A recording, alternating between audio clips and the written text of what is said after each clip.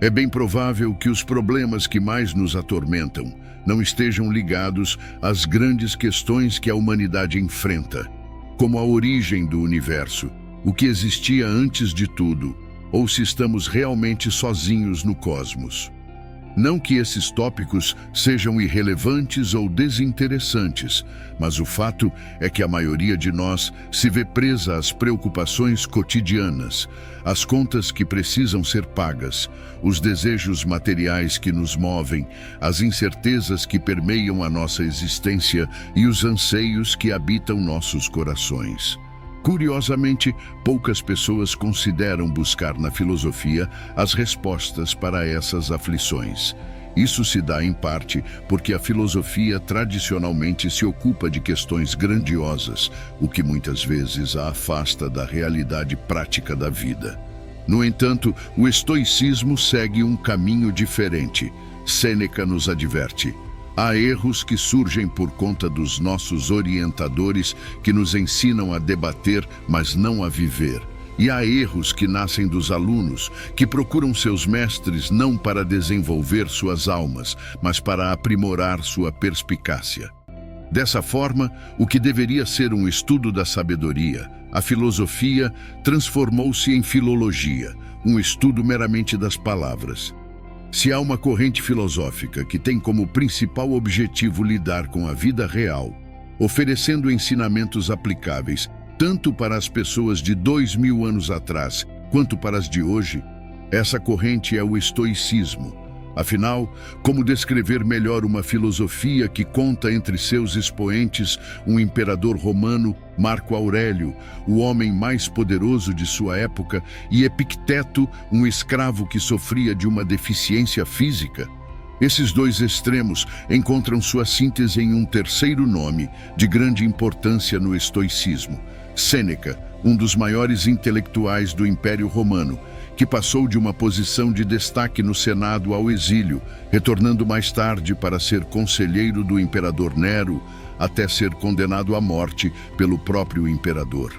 Os desafios que enfrentamos em nossas vidas modernas, como o peso das responsabilidades da liderança, o sofrimento que acompanha a sensação de aprisionamento, o desespero frente à decadência iminente e o medo constante da morte, não são tão diferentes daqueles que os antigos estoicos enfrentavam em seu tempo. A grande questão é: como os estoicos lidavam com essas adversidades e outras tantas que a existência inevitavelmente nos impõe? Epicteto, um dos mais destacados filósofos do estoicismo, nos oferece uma resposta que atravessa os séculos. Não é o que acontece com você, mas como você reage que importa. Essa frase carregada de sabedoria resume uma das lições centrais do estoicismo, que é a capacidade de distinguir entre a experiência externa, ou seja, os eventos e circunstâncias que ocorrem fora de nossa mente, e a experiência interna, que se refere às nossas interpretações e reações aos estímulos externos.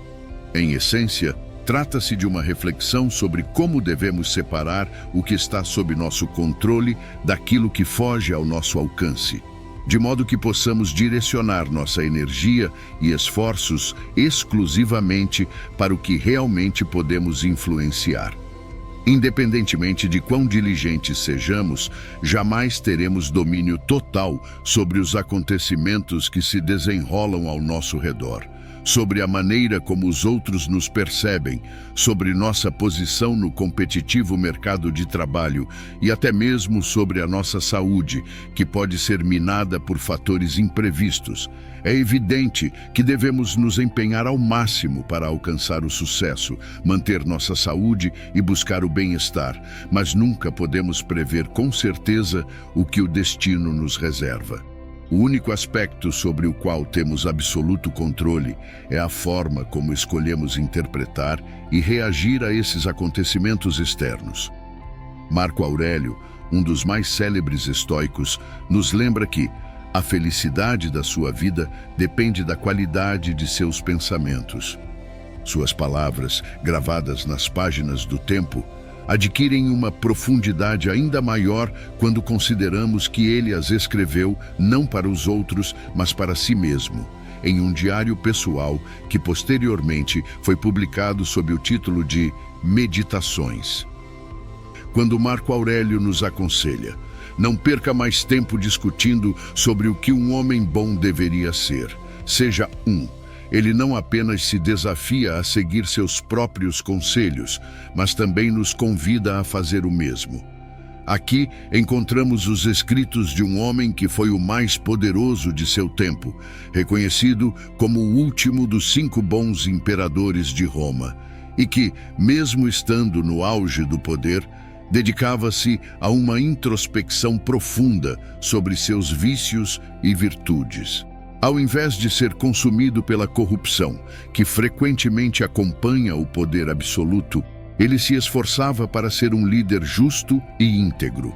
Marco Aurélio entendia que as ações falam mais alto do que as palavras, e mesmo cercado por todos os luxos e privilégios, concluiu: muito pouco é necessário para uma vida feliz. Está tudo dentro de você, em seu modo de pensar. Esta é uma das ideias fundamentais do estoicismo, que ecoa nas palavras de outro grande filósofo estoico, Sêneca. Até que tenhamos começado a viver sem elas, não conseguimos perceber o quão desnecessárias muitas coisas são. O víamos usando-as, não porque precisávamos delas, mas porque assim as víamos. Esta reflexão nos convida a reavaliar as coisas que realmente importam e a encontrar a verdadeira paz interior através de uma vida guiada pela razão e pela simplicidade. Uma reflexão que se torna cada vez mais relevante em um mundo cada vez mais consumista é o ressurgimento do minimalismo como uma filosofia de vida. É intrigante perceber que ideias formuladas há 2000 anos, em uma época em que as pessoas possuíam muito menos do que temos hoje, alcançam as mesmas conclusões às quais estamos chegando agora. Isso revela nossa ilusão de que a felicidade pode ser alcançada acumulando bens materiais e tentando transformar o mundo exterior ao nosso redor. Essa crença, no entanto, desmorona. Os filósofos estoicos eram enfáticos ao afirmar que a verdadeira mudança deve ocorrer internamente. Sêneca, por exemplo, escreveu: se você realmente deseja escapar das coisas que o incomodam, o que precisa não é estar em um lugar diferente, mas ser uma pessoa diferente. Não podemos escapar de nós mesmos. Onde quer que estejamos, lá estaremos também. Mas será que é possível encontrar paz de espírito, independentemente das circunstâncias externas, por mais adversas que elas possam ser? Segundo Epicteto, a resposta é sim. Em uma de suas citações mais impactantes e desafiadoras, que sintetiza os princípios do estoicismo, ele afirma: doente e ainda assim feliz, em perigo e ainda assim feliz, morrendo e ainda assim feliz, no exílio e ainda assim feliz, na desgraça e feliz. Essas palavras ganham ainda mais força ao serem proferidas por alguém que viveu grande parte da sua vida como escravo e que, conforme narram as histórias, foi mutilado pelo próprio dono. Epicteto, portanto, fala a partir de uma experiência real, não como um teórico que apenas escreve palavras de efeito. Vale lembrar que Epicteto nem mesmo é seu nome verdadeiro. O termo significa comprado ou adquirido, e seu nome original permanece desconhecido. Como Sêneca também disse, às vezes, até viver é um ato de coragem. É fundamental entender que o estoicismo não prega a inação diante das injustiças ou a aceitação passiva dos males que nos afligem. Sêneca, por exemplo, defendeu o tratamento humano dos escravos em sua época e Marco Aurélio, como imperador, teve que liderar um dos maiores impérios da história, tomando decisões críticas durante um período marcado por guerras e pela peste antonina. No entanto, ambos acreditavam que para promover mudanças positivas na sociedade, era necessário primeiro cultivar as 4 virtudes estoicas: coragem, justiça, autocontrole e sabedoria. Como escreveu Marco Aurélio: se não for certo, não faça. Se não for verdade, não diga.